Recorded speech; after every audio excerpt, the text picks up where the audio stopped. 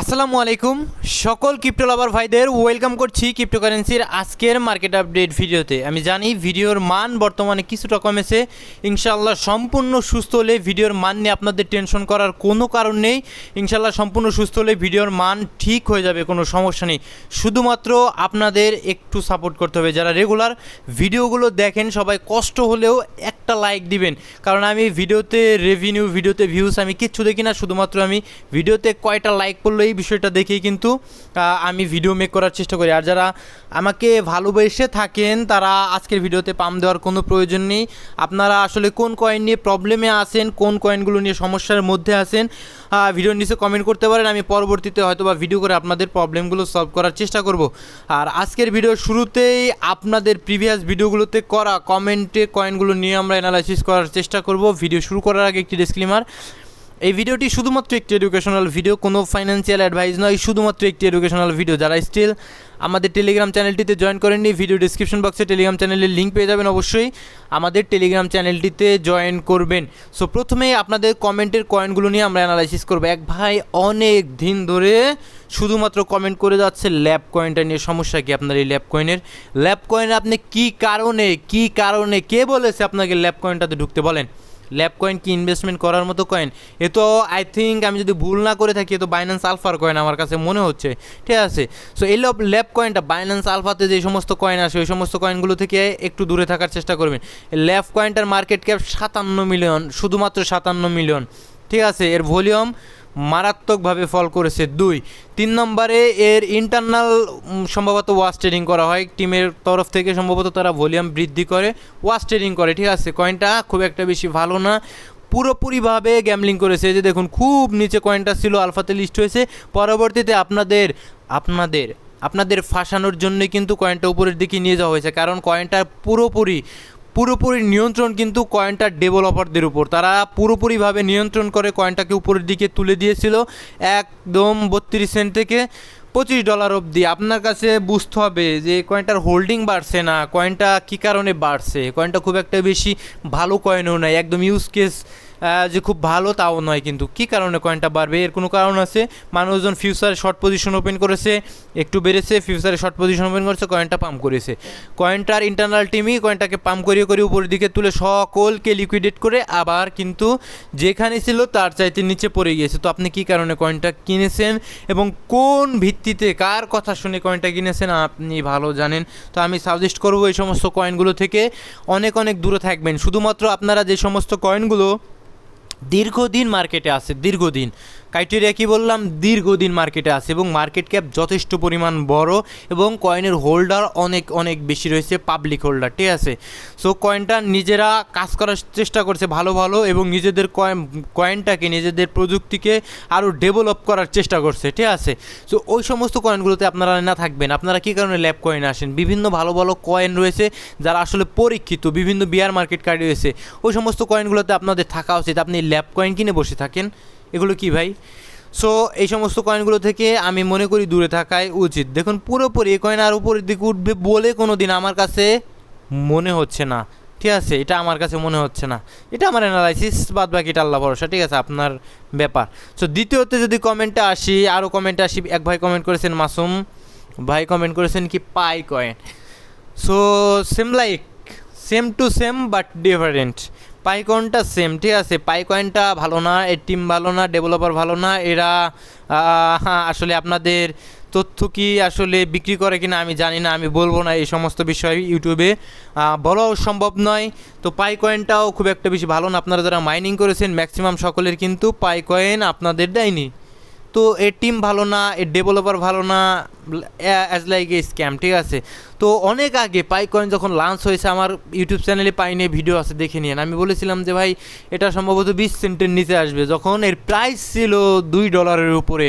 তখন অনেকেই কিন্তু আমাকে অনেক কিছু বলেছেন, আমি সহ্য করেছি। এখন কিন্তু আপনাদের চোখের সামনে 20 সেন্ট, আমাকে মাফ করে দিন, আমি বলেছিলাম 20 সেন্টের নিচে আসবে, বাট এটাতে এত নিচে আসবে, 8 সেন্টের কাছাকাছি আসবে, এটা আমার ধারণারও বাইরে ছিল। তো এখন এর মার্কেট ক্যাপ 911 মিলিয়নের মতো রয়েছে, ঠিক আছে। এই কয়েনগুলোর থেকে দূরে থাকবেন ভাই, এগুলো ভালো কয়েন নয়, ঠিক আছে। এগুলো আপনাদের কাছে সেল দিবে, সেল দিয়ে কিন্তু তারা কোনো মতে বের হয়ে যেতে পারলে তারা মোটামুটি বাঁচে। এই সমস্ত কয়েনগুলো থেকে অনেক অনেক অনেক অনেক অনেক দূরে থাকার চেষ্টা করবেন। 3 নম্বরে মিম কয়েন একটা চেয়েছেন, আমি রিসার্চ করে দেখার চেষ্টা করি। স্কাই কয়েনের সমস্যা কি? এর মার্কেট ক্যাপ কত? 29 মিলিয়ন। ভাই যে কেউ একটা বড়সড় হোয়েলস আসলে এই কয়েনটা হয়তো বা মার্কেটে নিয়ে এসেছে আর আপনি ফেসেছেন কী কারণে? কারণটা কি?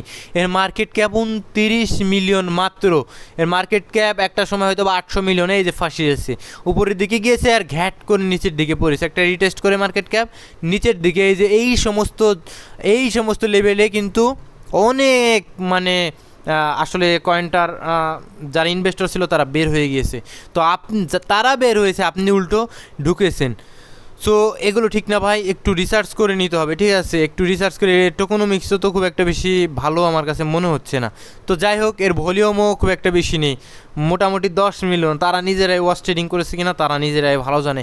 তো এটাও ইনভেস্টমেন্ট করার কয়েন নয়। আপনারা হয়তো বা ট্রেডিং করতে পারতেন শর্টার টাইম ফ্রেমে, যদি ভলিউম দেখতেন, ঠিক আছে। ভলিউম দেখে হয়তো বা ট্রেড করা যেত, বাট এই সমস্ত কয়েন ইনভেস্টমেন্ট করার মতো কয়েন নয়। কোর কয়েন নিয়ে জানতে চেয়েছেন, কোর কয়েন আরেকটা সেম লাইক দিস, আরেকটা এই জাতীয় কয়েন। সো বের হন এই সমস্ত কয়েনগুলো থেকে, আপনাদের থাকার কোনো প্রয়োজন নেই। আর এই সমস্ত কয়েনগুলো থেকে ক্রিপ্টো সেক্টরে অনেক অনেক দূরে থাকবেন ভাই, ইনভেস্টমেন্ট থেকে, বিশেষ করে ইনভেস্টমেন্ট থেকে। যখন দেখবেন হাইপ এসেছে তখন ঢুকে ট্রেড করে বের হয়ে যাবেন স্টপ লস দিয়ে। বাট এই সমস্ত কয়েন হাইপে আপনি মানে স্টপ লস ছাড়া বাই করে বসে থাকবেন না, ঠিক আছে। দেন আরও যদি ফাইল কয়েন মোটামুটি যদি আমি একটু দেখার চেষ্টা করি, পরে দেখবো। আমি ইথিরিয়াম নিয়ে জানতে চেয়েছেন ইনভেস্টমেন্টের জন্য, সো ইথিরিয়াম নিয়ে আমি একটু আলোচনা করি। তো ইথিরিয়ামে আমার তো টার্গেট ভাই $1151 আশপাশে আসলে আমার জন্য ভালো হয়। আপনার জন্য কোথায় আসলে ভালো হয় আমি জানি না, তবে $1400 আশপাশ থেকে, $1400-1500 আশপাশ থেকে কিছু একটা ছোটো একটা এন্ট্রি নেওয়া যায়। দেন পরবর্তীতে যদি আমি আমার লেভেলে পাই $1100 আশপাশে, সেটা আমার জন্য ভালো হয়। তখন আমি হয়তো বা মোটামুটি ভালো লেভেলে নিতে পারি। দেন পরবর্তীতে আবার $1900 একটা মেরে দিতে পারি। দেন $2400 আবার আমি বের হয়ে যেতে পারি। এটা আমার প্ল্যান, ঠিক আছে। বাদ বাকিটা আপনারা নিজেরা প্ল্যান করে নেবেন। দেন আপনি জানতে চেয়েছেন কোন কয়েন নিয়ে? ফাইল কয়েন নিয়ে। তো ফাইল কয়েনে যদি আমরা একটু আসি, ফাইল USDT, ঠিক আছে। ফাইল কয়েনের ইউজ কেস কিন্তু ভালো ছিল, বাট কয়েনটা কিন্তু যুগের সাথে তাল মেলাতে পারছে না। এই যে দেখুন, অনেকটা উপরে ছিল 2021 কিন্তু আসলে অনেক উপরে ছিল, $200 উপরে, সেখান থেকে পড়ে গেছে। এইবার ফাইল কয়েনটা কিন্তু আর ঘুরে দাঁড়াতে পারবে বলে আমার কাছে মনে হয় না। জাস্ট নিচের দিকে পড়ছে তো পড়ছেই, 75 সেন্টের আশেপাশে তো দূরে থাকেন ভাই। মাঝে মাঝে এইরকম পাম্প দিবে, কিন্তু ওই সমস্ত পাম্প আপনাদের বের হয়ে যেতে হবে। এখন দূরে থাকেন, এখন এই কয়েনটা থেকে দূরে থাকেন। নতুন টেকনোলজির যে কয়েনগুলো আছে ওই সমস্ত কয়েনে আপনি ঝুঁকতে পারেন, ঠিক আছে। তো সল কয়েন নিয়ে জানতে চেয়েছেন, আমি সল কয়েন নিয়েও যদি কিছুটা আপনাদের জানানোর চেষ্টা করি, ঠিক আছে। তো সল USDT-তে যাবো, আপনার ইনভেস্টমেন্ট জোন জানতে চেয়েছেন। তো আমি 65-র আশেপাশে আপনাদের অনেকবার বলেছি যে 65-র আশেপাশে, স্টিল নতুন করে কোনো কিছু বলার নেই। এই যে একটা বেয়ারিশ রাইজিং ওয়েজ প্যাটার্নের মধ্যে দিয়ে যাচ্ছে, ব্রেকডাউন দিলে কিন্তু সল আবার পড়বে, ঠিক আছে। 65-র আশেপাশে থেকে আপনারা ছোটো মোটামুটি ধরতে পারেন। দেন 48-এর আশেপাশে থাকলে আপনারা মোটামুটি ভালো রকমের ধরতে পারবেন। বিটকয়েন বটম করলে সল কিন্তু ইজিলি এই সমস্ত লেভেলে পেয়ে যাবেন, কোনো সমস্যা নেই, ঠিক আছে। অত টেনশন করার কোনো কারণ আমি আপাতত দেখছি না। সো মার্কেটের আপডেটে যদি আসি, সো মার্কেটের আপডেটে আসলে প্রথমে একটা নিউজ কভার করব, ঠিক আছে। সো নিউজে বলা হয়েছে যে জুলাইয়ের সিদ্ধান্তের আগে, জুলাইতে কি সিদ্ধান্ত আমাদের, জুলাইতে রেট হাইক হবে না রেট স্টেবল থাকবে, সেই সিদ্ধান্তটা আসবে, অর্থাৎ আমাদের FOMC মিটিং। সো জুলাইয়ের সিদ্ধান্তের আগে ফেডারেল সুদের হার বাড়ানোর দাবি জোরালো হচ্ছে। হোক, জোরালো কোনো সমস্যা নেই, তবে সুদের হার এখনও অপরিবর্তিত থাকবে বলেই মনে করা হচ্ছে। তো আমরা ইতিপূর্বে বিভিন্ন ভিডিওতে বলার চেষ্টা করেছি যে ইনফ্লেশন মোটামুটি আমাদের কিছুটা কমেছে, দ্যাটস ওয়াই কিন্তু আমাদের জুনে কিন্তু জুলাইয়ে আমাদের কোনো রেট হাইক আপাতত হবে বলে আমার কাছে এই মুহূর্তে মনে হচ্ছে না, ঠিক আছে। রেট স্টেবল থাকার সম্ভাবনাই অনেক অনেক বেশি থাকবে। আর ETF থেকে আমরা দেখতে পাচ্ছি মোটামুটি কিছুটা ছোটো ছোটো করে ইনফ্লো হচ্ছে, ঠিক আছে। বেয়ারিশ রিটেস্ট করবে বলে আমার কাছে মনে হচ্ছে BTC। অ্যান্ড আমাদের 30 তারিখে FOMC মিটিং, রেট হাইক হবে না, রেট কাটও হবে না, রেট আমাদের স্টেবল থাকবে, রেট বর্তমানে যেটা রয়েছে ওটাই থাকবে। আমাদের জন্য গুরুত্ব হতে পারে এফওএমসি প্রেস কনফারেন্স, একটু নজরে রাখবেন। অ্যান্ড 31 তারিখ আমাদের জাপানের কিন্তু ব্যাংক অফ পলিসি রেট রয়েছে, ঠিক আছে, ব্যাংক অফ জাপানের পলিসি ডেটটা রয়েছে, পলিসি রেটের ডেট। সো ওটা আমাদের জাপান থেকেও মনে হচ্ছে না এবার রেট হাইক হবে, সম্ভবত অক্টোবরের নাগাদ জাপান থেকে কিন্তু রেট হাইক হওয়ার সম্ভাবনা রয়েছে, তখন আমরা বিটিসির বটমও পাওয়ার সম্ভাবনা কিন্তু থাকবে, ঠিক আছে। সো এবার আমরা চার্টে যদি আসি, আজকের মার্কেট আপডেট যদি আসি, আমরা চার্টে যদি পরিষ্কারভাবে আসি, সেক্ষেত্রে ইউএসডিটি ডমিনেন্স পরিষ্কারভাবে আমাদের ট্রেন লাইনটাকে নিচের দিক থেকে ব্রেকডাউন দিয়েছে, ঠিক আছে। অ্যান্ড অলসো আমাদের 50 ডেইলি এক্সপোনেনশিয়াল মুভিং এভারেজ এর উপরে কিছুটা উঠে এসেছে, তবে টেনশন করার কোনো কারণ নেই। এটা কিন্তু এই যে জাতীয় ক্যান্ডেলটা আমাদের প্রিভিয়াস ডেটে দেখেছেন, এই জাতীয় ক্যান্ডেল, এই ক্যান্ডেলটা কিন্তু আমাদের কিন্তু একটা উইক এসেছে, তো এই ক্যান্ডেলটা আমাদের খুব একটা বেশি ভালো মনে হচ্ছে না। তো ইউএসডিটি ডমিনেন্স আমার শর্টার টাইম ফ্রেমে মনে হচ্ছে যে ফল ডাউন করার সম্ভাবনা অনেক অনেক বেশি থাকবে। অ্যান্ড অলসো কিন্তু ইউএসডিটি ডমিনেন্স ডাউন ট্রেন্ডের মধ্যেই রয়েছে। যদি আমরা ফিফ ধরি, ফিফ কিন্তু ধরাই রয়েছে, গতকালের আমাদের এক্সপেক্টেড ছিল 0.5 অ্যান্ড 618, এই লেভেলটা থেকে কিন্তু ফল ডাউন করবে। অ্যান্ড ভিডিওর অ্যানালাইসিসেও এটাই কিন্তু বলা হয়েছিল, বাট আলটিমেটলি আমাদের আর একটু পরে গেছে 786 থেকে এগ্রেসিভলি কিন্তু একটা উইক এসে ফল ডাউন করছে। তো এইবার ডাউন ট্রেন্ডের মধ্যে রয়েছে 4 ঘন্টার টাইম ফ্রেমে আমাদের ইউএসডিটি ডমিনেন্স ফিবোনাকি। অ্যান্ড আমাদের অলসো যদি লক্ষ্য করেন, ট্রেন্ডটাও কিন্তু পরিষ্কারভাবে ডাউন ট্রেন্ডের মধ্যে রয়েছে, একদম পরিষ্কার ডাউন ট্রেন্ড।